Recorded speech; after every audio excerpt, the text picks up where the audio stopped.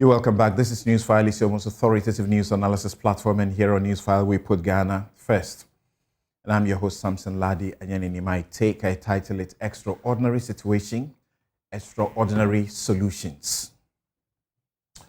My intention is to reflect useful, critical feedback to Mr. President on what the people feel about your management of the economy, the country. But this is Samson's take, so I must find some legal angle to it.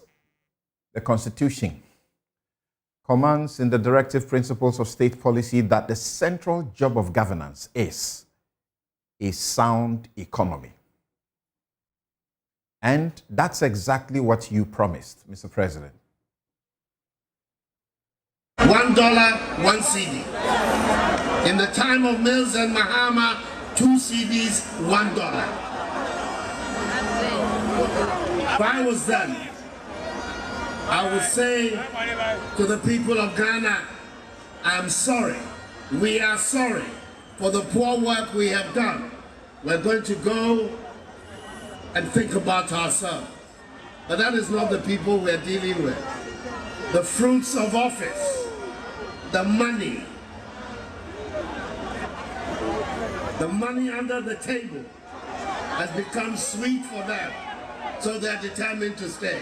Are we going to allow that to happen? Are we going to allow that to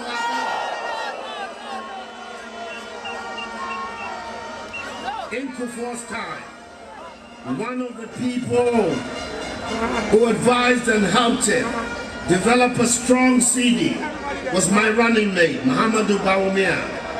Then he was deputy governor of the Bank of Ghana. It's one of the reasons I brought him to come and join me, that we will work on the CD and create again a strong CD that will be able to allow us to develop our economy and allow our traders and our work to be able to develop.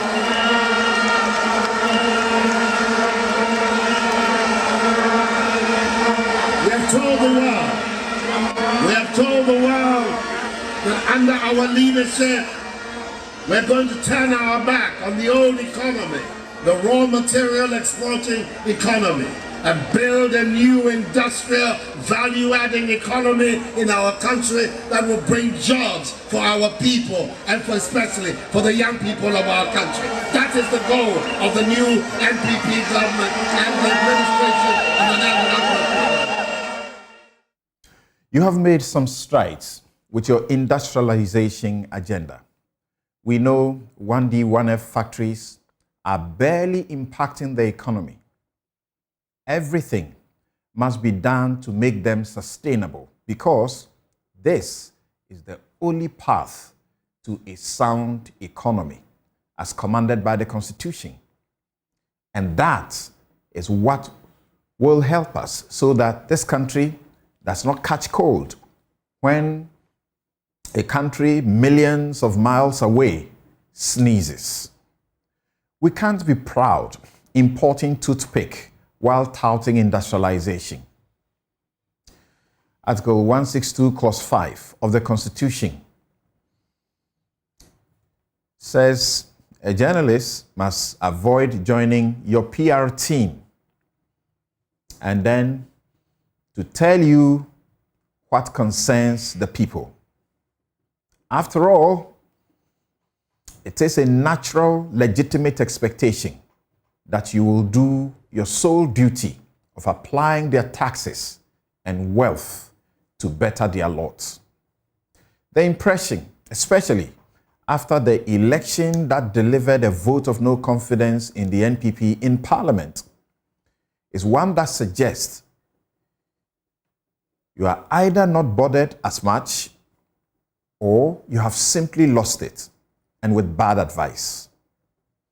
But it is difficult to think you will not be the most troubled man about our circumstances, exacerbated by COVID-19 and the Russia-Ukraine war. Uneasy lies the head that wears the crown.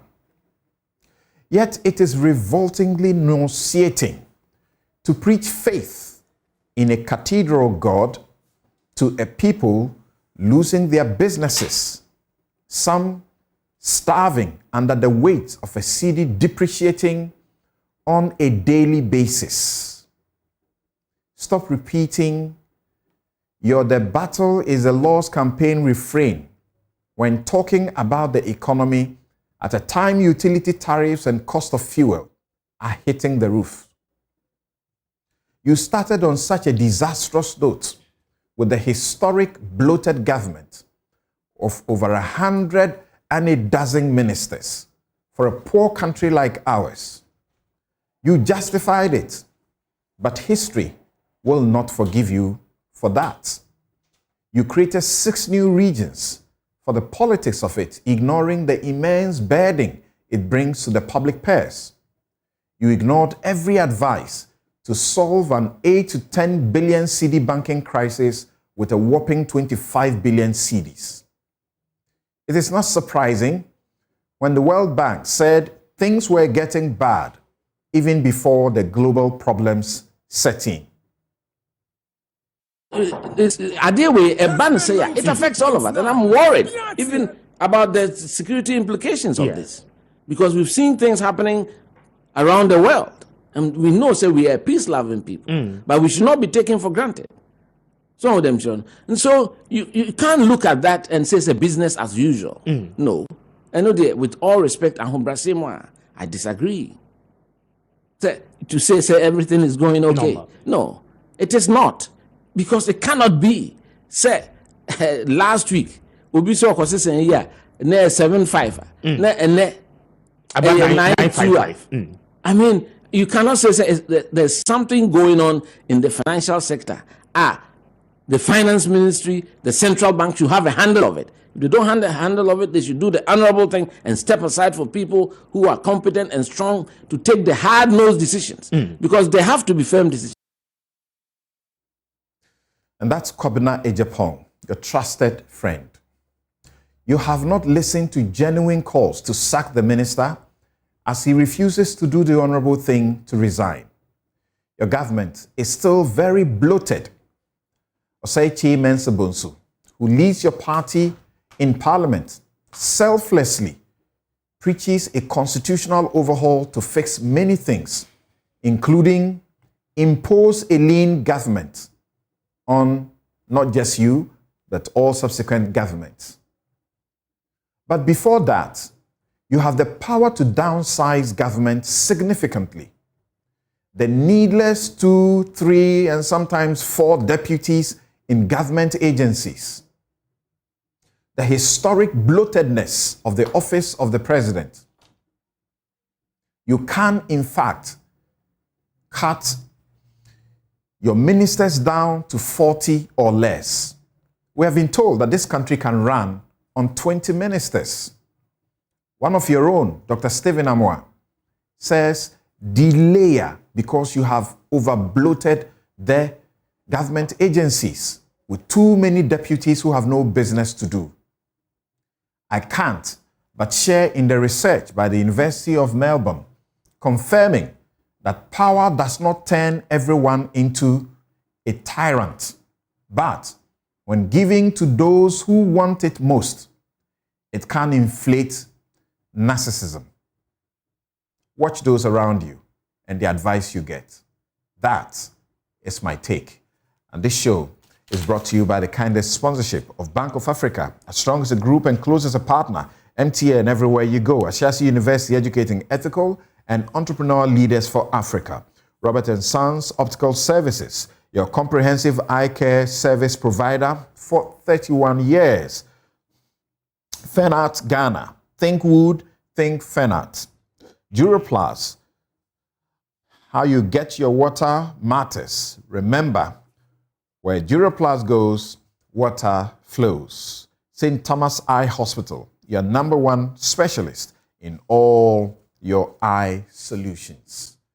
We'll be right back to introduce my guest to you and the issues we are discussing this morning. Men's gold, banks and finance institutions closure. Government spent 25 billion. But is it reporting excuses and not prosecution? Is it reporting efforts and not results? The finance minister and a deputy are fighting conflict of interest corruption attacks because the companies that they founded or were with and have left, but they are shareholders of, are benefiting immensely from Ghana going to borrow. And the OSP, its report has provoked chiefs, it has provoked customs, that's even provoked Martin Amidu. But the GRA receives it. Is it in good faith? We'll be right back.